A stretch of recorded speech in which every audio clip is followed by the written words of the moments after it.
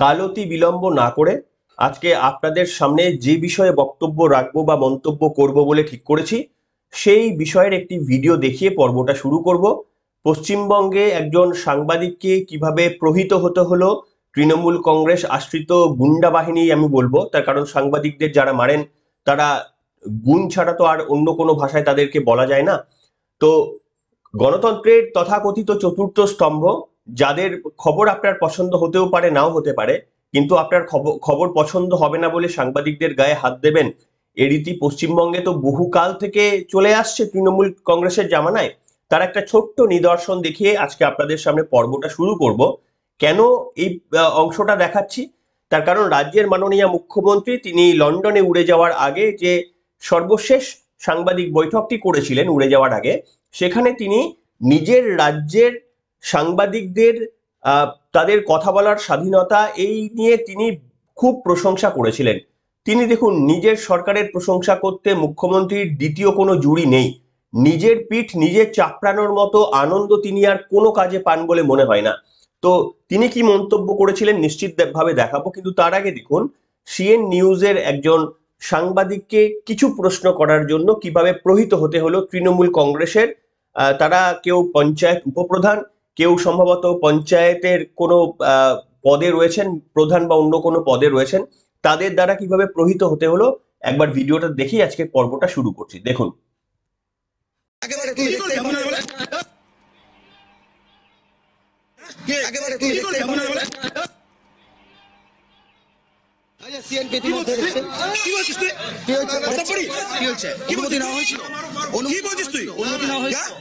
অনুমতি না সিএনপি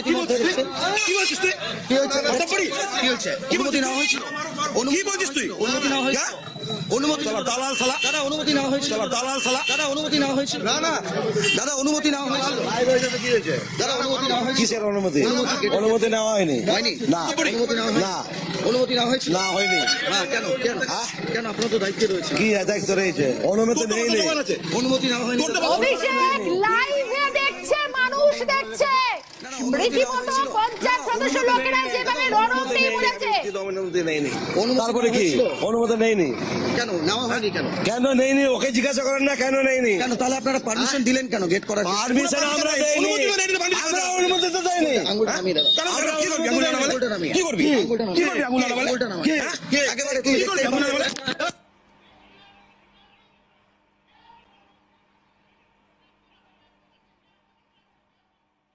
ভয়ঙ্কর ছবি আপনাদের দেখাচ্ছি, লাইভ সম্প্রচার, বাংলার মানুষ দেখছে। আমি বলবো শাসক দল দেখছে।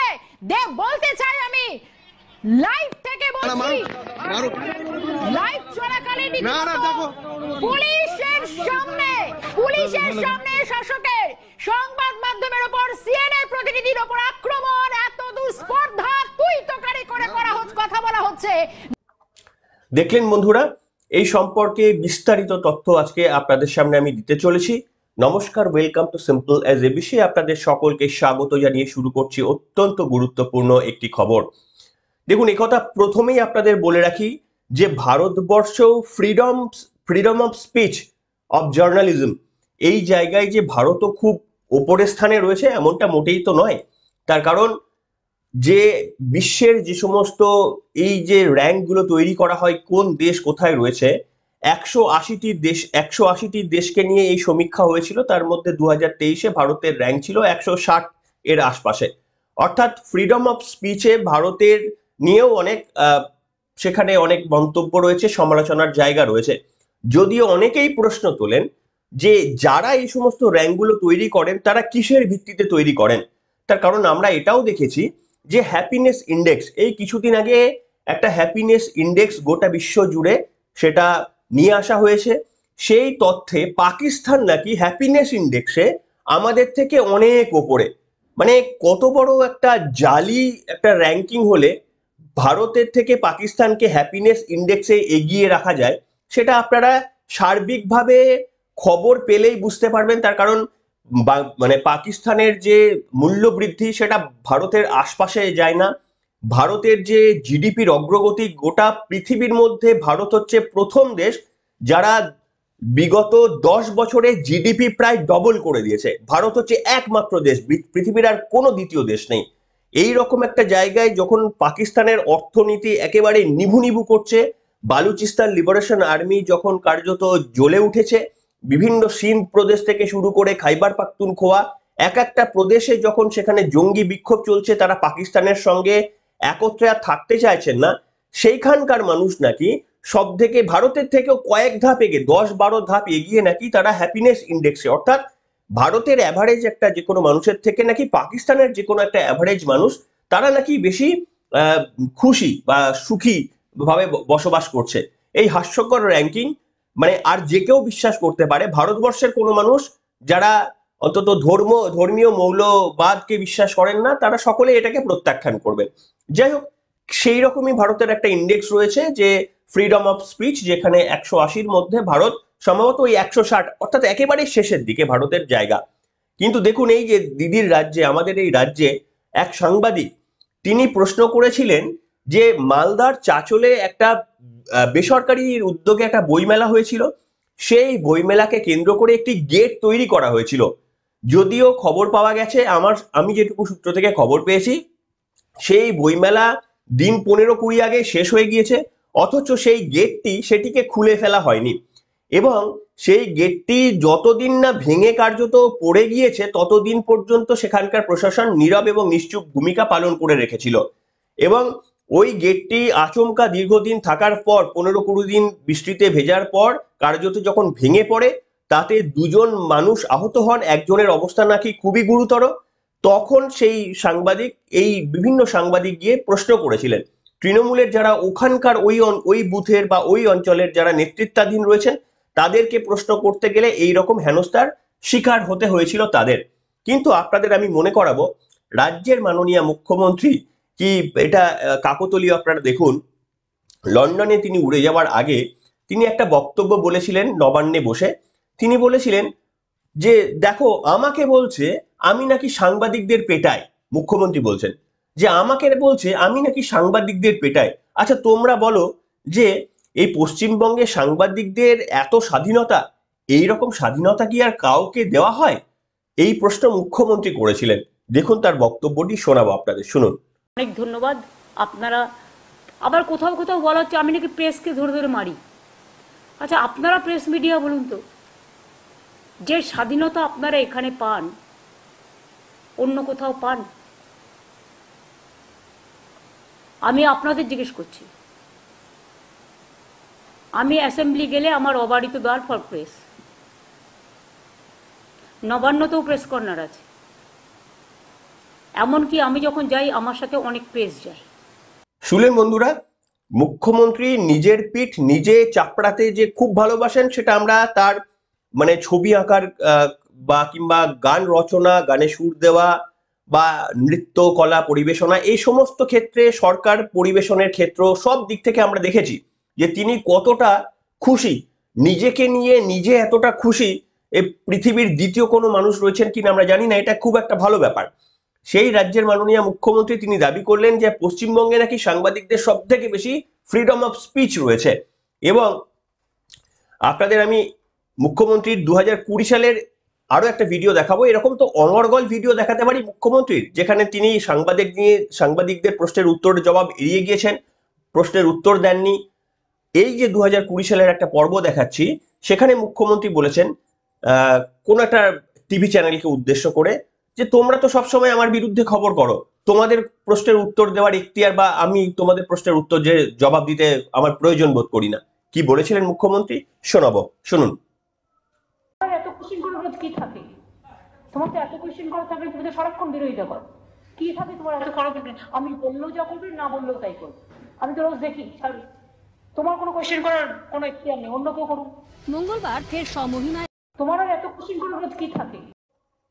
শুনলেন বন্ধুরা, রাজ্যের মাননীয় মুখ্যমন্ত্রী কি বলতে পারেন যে তোমাদের প্রশ্নের আমি উত্তর দেব না? সম্ভবত তিনি দেখে মনে হলো নবান্নতেই বসেছিলেন, এখন আর আমার জায়গাটা মনে নেই। কিন্তু সেই যাই হোক, তৃণমূল নেত্রী হিসেবে তিনি প্রশ্নের উত্তর দিতেও পারেন, নাও দিতে পারেন, কিন্তু তুমি আমার বিপক্ষের খবর করো বলে আমি তোমার প্রশ্নের উত্তর দেব না, এইটা কিন্তু অগণতান্ত্রিক, এটা হতে পারে না। তাহলে তো কেউ সমালোচনা করবে না, তাহলে তো আমার ভুল কেউ ধরেই দেবে না, সবাই তো তাবেদার হয়ে যাবে, তাই না? আর তাবেদার বলতেই আমার একটা কথা মনে পড়ে গেল। রাজ্যের মাননীয় মুখ্যমন্ত্রী যখন এই লন্ডনের উদ্দেশ্যে পাড়ি দিচ্ছিলেন, নেতাজি বিমানবন্দরে তিনি দুর্গার মূর্তিতে একটা টিপ পরানোর চেষ্টা করছিলেন, অনেক চেষ্টাতে তিনি সফল হয়েছেন। আর তারপরে মায়ের হাতে দুটি বালা, সম্ভবত সোনা দিয়ে বাঁধানো হবে মনে হলো দেখে, দুটি বালা মায়ের হাতে পরিয়ে দিলেন। আর তা দেখে তার পারিষদ বর্গ, বিভিন্ন সম্ভবত তারা সাংবাদিকদেরই একটা অংশ ছিলেন, পারিষদ বর্গ কি খুশি দেখুন, বাহ বাহ এটা দারুণ লাগছে দিদি, বাহ এটা খুবই সুন্দর লাগছে দিদি। মানে দিদিকে স্তুতি করার জন্যই বোধহয় তাদেরকে নিয়ে যাওয়া হচ্ছে এইভাবে আমাদের করের টাকা খরচা করে বলে মনে হয়েছে। জানি না তারা কার টাকায় গিয়েছেন, সেই এখতিয়ার নেই আমার কাছে, যেহেতু মানে জানা নেই, আমি বলবো না। কিন্তু আপনারা দেখুন মুখ্যমন্ত্রীকে তোয়াজ করতে তারা কি রকম ভাবে, বাহ যেখানেই যাই করছেন মুখ্যমন্ত্রী, বাহ এটা খুব ভালো হয়েছে, বাহ দারুণ হয়েছে। দেখুন এই ভিডিওটা।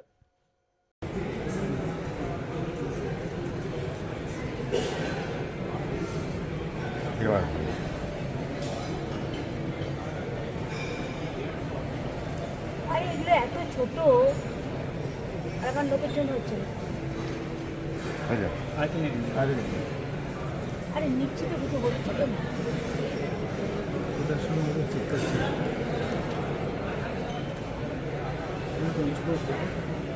এখন লোকের জন্য হচ্ছে না।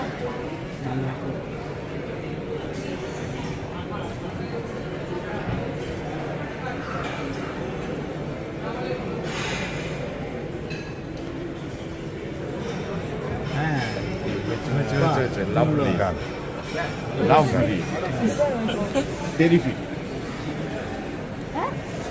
वो पत्ता दे दीजिए, मैं उन्हें वापस दे दूँगा। ওর একটু পাত্রটা দিয়ে দাও। हाँ আরে কি কিন্তু বড় ছোট বড়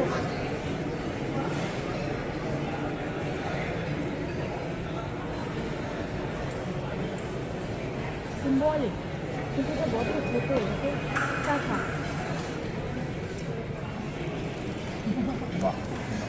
खूब सुंदर, सত্যি খুব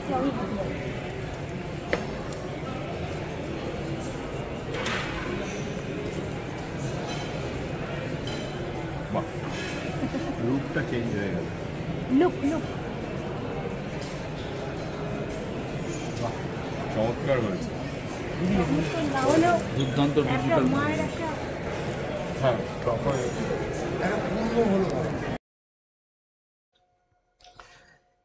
দেখলেন বন্ধুরা, এটাও কিন্তু ফ্রিডম অফ স্পিচ। অর্থাৎ মুখ্যমন্ত্রীর কাছাকাছি যারা থাকেন, যারা মুখ্যমন্ত্রীর সব ভালো দিক নিয়ে যারা খবর করেন, যারা দুর্নীতির, এই যে আমাদের রাজ্যে ঘটে যাওয়া দুর্নীতি, বেকারত্ব, শিল্প, কিংবা এই যে তৃণমূল কংগ্রেসের বিভিন্ন নেতাদের তোলাবাজি, ঘুষ নেওয়ার টাকা রাস্তার মোড়ে দাঁড়িয়ে সিভিক পুলিশের, এই প্রশ্নগুলো যারা করেন না, তারা কিন্তু খুবই কাছে, এবং তাদের জন্য সত্যি ফ্রিডম অফ স্পিচ রয়েছে। কারণ মুখ্যমন্ত্রী জানেন যে তাদের ফ্রিডম অফ স্পিচ মানে হচ্ছে তাদের বলবে ওই আমার মনে পড়ে গেল সেই যন্তর মন্তর ঘরের মতো, যে বললে শুধুমাত্রই গাও সবে জয়গান, হীরক রাজা তুমি ভগবান, মানে এই মেলাতে পারলাম না, তো এই ধরনের ব্যাপার আর কি। অর্থাৎ হীরক রাজার জয়গান গাইতে আমরা দেখেছিলাম ওই যন্তর মন্তরের ঘরে গিয়ে, তাদেরকে সেই হীরক রাজার জয়গান গাওয়ানো হয়েছিল। আর ঠিক যেন কিছু সাংবাদিক পরিমণ্ডিত করে রেখে যায় থাকেন, তারা স্তুতি করতে ব্যস্ত। হয়তো লন্ডনে গিয়ে জগিংও আমরা এরপরে দেখতে পারবো। যাই হোক, আপনাদের আমি এইখানে গিয়ে মনে করিয়ে দিতে চাইবো যে এই ঘটনা তো এরকম প্রথম নয়। অখিল গিরি কিছুদিন আগে আপনাদের দেখিয়েছিলাম বিধানসভা গেটের বাইরে, তিনি বিধানসভা গেটের বাইরে যারা বিধানসভার মেম্বার নন তার কিছু পরিচিত লোকজনদের নিয়ে একেবারে ঢুকতে চেষ্টা করেন। বিধানসভার যারা নিরাপত্তা রক্ষী তারা বাধা দেন অখিল গিরিকে এবং তার পুত্র সুপ্রকাশ গিরিকে, কিন্তু তিনি মানবেন কেন? সাংবাদিকরা এই নিয়ে যখনই প্রশ্ন করলেন, রিপাবলিক বাংলার দিকে একেবারে তেড়ে গেলেন। শুধু তেড়ে যাওয়াই নয়, তাকে আঁচড়ে পর্যন্ত দিয়েছিলেন, হাতে তার রক্তের দাগ আমরা দেখেছিলাম, শুভেন্দু অধিকারীর সেই বাইটও আপনাদের সামনে শুনিয়েছিলাম, এখনো খুঁজলে আমাদের আর্কাইভে পেয়ে যাবেন। সে যাই হোক, আপনাদের ওই অংশটা দেখাবো যে এই অখিল গিরি তিনি কিভাবে সাংবাদিকদের নিগৃহীত করেছিলেন। দেখে নিন একবার।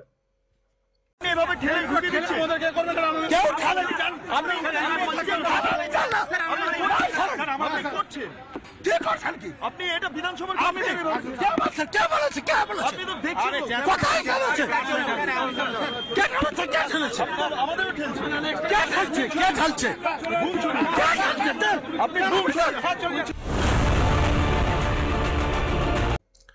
দেখলেন, এরকম অজস্র ভিডিও আমার ছোট্ট ইউটিউব চ্যানেলের আর্কাইভ থেকে আমি আপনাদের সামনে 1 2 3 4 5 6 করে অগণিত দেখাতে পারি। এই ছোট্ট একটা ইউটিউব চ্যানেলের মধ্যে থেকে আমরা অগণিত দেখাতে পারি। কাজেই প্রশ্ন হচ্ছে যে এই এত কিছু ঘটনার পরেও রাজ্যের মাননীয় মুখ্যমন্ত্রী কি বলবেন ফ্রিডম অফ স্পিচ? সাংবাদিকদের জন্য কি সত্যি বলার জায়গাটা রয়েছে? আমি বললাম সাংবাদিক পশ্চিমবঙ্গে এখন দু ধরনের। একটা হচ্ছে সরকারের সমস্ত রকমের সুযোগ সুবিধা পাওয়া কিছু সাংবাদিকরা রয়েছেন। আমি কারোর উদ্দেশ্যে, কোনো পার্টিকুলার ব্যক্তি, কোনো চ্যানেলের কারোর উদ্দেশ্যে আমি ব্যক্তিগতভাবে বলছি না, কিন্তু আমরা সকলেই জানি কিছু কিছু রয়েছেন যারা নিয়মিত সরকারের থেকে অ্যাডভার্টাইজমেন্ট পান। খবরের কাগজটা খুললেই দেখবেন একটা বড় করে প্রত্যেক দিন, এই চল অতীতে ছিল না যে সরকারের তরফ থেকে 365 দিনের মধ্যে 365 দিনে অ্যাডভার্টাইজমেন্ট দিতে হবে, এই চল আগে ছিল না, কিন্তু এখন সেই চল রয়েছে। সরকারের পক্ষে কথা বললে আপনি অ্যাডভার্টাইজমেন্ট পাবেন, আপনি স্পেশাল বাইট পাবেন, আপনি নবান্নের বিভিন্ন জায়গার যাওয়ার পারমিশন পাবেন। আর সরকারের বিপক্ষে যদি সরকারের চোখে আঙুল দিয়ে দেখিয়ে দেন যে এই ভুল হচ্ছে, এই ভুলগুলো দয়া করে শুধরে নিন, সেইটা যদি আপনি করেন তাহলেই কিন্তু আপনার এই ধরনের ঘটনা যেটা দেখলেন প্রথমে, সিএন নিউজ বাংলার সাংবাদিক আক্রান্ত হলেন, তারপরে আপনারা দেখলেন রিপাবলিক বাংলার রিপোর্টার আক্রান্ত হলেন, এই ঘটনায় কিন্তু আমরা দেখতে থাকবো। এগুলো অনভিপ্রেত ঘটনা। জানি না রাজ্যের মাননীয় মুখ্যমন্ত্রী এগুলোকে কিভাবে তিনি ব্যাখ্যা করেন। যাই হোক, আপনারা কিভাবে ব্যাখ্যা করছেন সেটা সব থেকে গুরুত্বপূর্ণ। তার কারণ পরিবর্তন যদি করতে হয় সে তো আমার আপনার সকলে মিলেই করতে হবে, যদি মানুষ মনে করে। তো এই ধরনের ঘটনাগুলো আপনাদের কতটা স্বস্তি যোগায় লিখে জানান না আজকের পর্বে। দেখা যাক সবাই কি লিখছেন। এখনকার মতো এখানেই।